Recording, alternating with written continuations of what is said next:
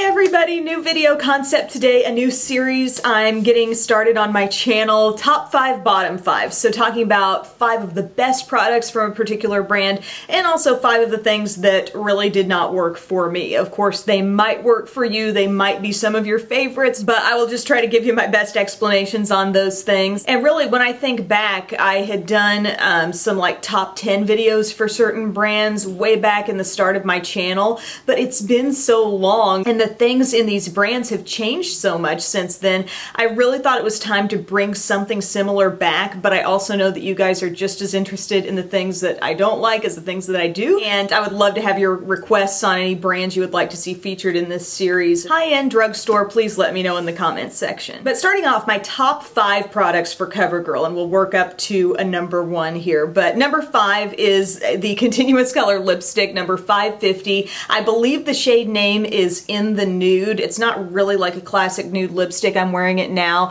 It's a really beautiful, soft mauve. Lots of people are enjoying this cool, really subtle take on pink, and this is just a nice, creamy, classic lipstick. It's not matte. You know, you might notice just the slightest hint of shine. I find it works for so many different makeup looks that I wear, so I really like that one. Number 4, the CoverGirl True Naked palette in Roses. This one, there are 3 different True Naked palettes. You got the nudes, the goldens, and the roses. And the more I use them and play around with them, the roses is really emerging as my top favorite. This is a different eyeshadow formula from a lot of their just basic quads and trios. I find them to be really soft. When you put a brush into them, you will notice like a little bit of powder kicking up. That, you know, may frustrate some people more than others. To me, I don't really mind because I find they do blend so easily on the eyes. They're easy to build up. I've gotten a variety of really pretty looks with this, and I think part of what allows you to get that variety, there are 3 really nice matte shades in here. A matte cream, a light pink, and then a deeper,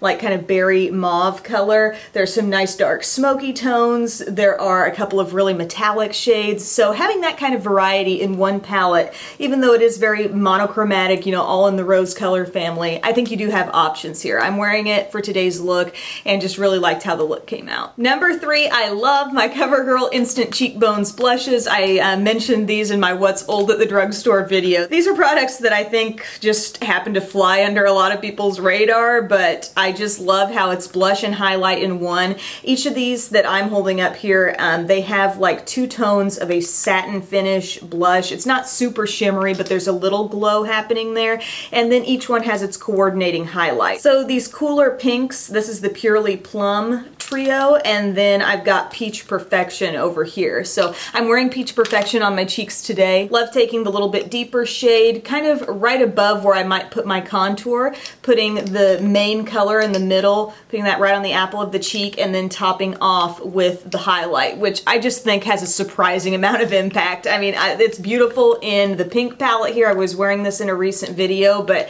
I equally enjoy the peach one. I just think they're a great deal, and there are a couple other shades in this line too. Next product that I love from CoverGirl is the Outlast Stay Fabulous 3-in-1 foundation. I'm wearing it today in the shade 840 Natural Beige. This has an SPF 20. There is a pump. It's a long-wearing foundation. I think it's got really nice coverage. I think it's probably ideal for people with combo to oily skin. I've just noticed, you know, over the past couple of years, I've worn this on and off, and it just has really fantastic staying power. It's a matte finish foundation. I know they have more recently come out with something that's a little more glowy and luminous, but I think of this as just a standard, like, buildable, medium to full coverage type of foundation. If you're more on the dry side, I won't say you couldn't use this foundation, but you may want to really pay attention to moisturizing your skin really well before you put it on, because I can see it sometimes clinging to drier areas. And my top product in this top 5...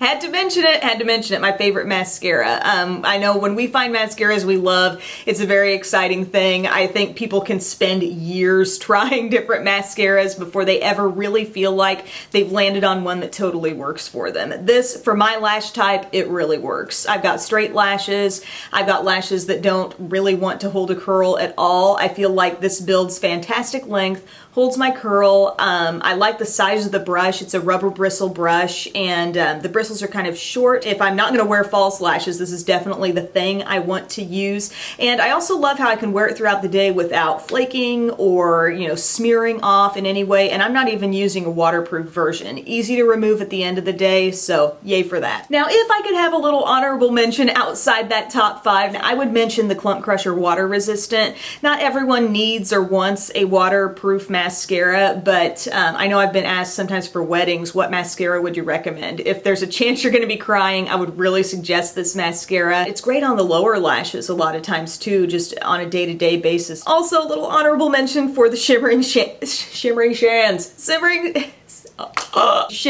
Sands Trio. This one has been around a long time. It's gone through some packaging changes. I don't think the formula is as great as like these new True Naked palettes, but there's something to be said for the subtle look that this can give. The word that really comes to mind for this trio is foolproof. It doesn't get too deep and dark, but the shades are easy to blend. Now, bottom 5 from CoverGirl, the things that did not work out so well for me. One of these things is an eyeliner. It's actually a newer product. I think it came out when the True Naked eyeshadow palettes came out, because it's called True Naked Waterproof Eyeliner Duo. It's a dark matte brown and a kind of bronzy coppery shade that has some shimmer.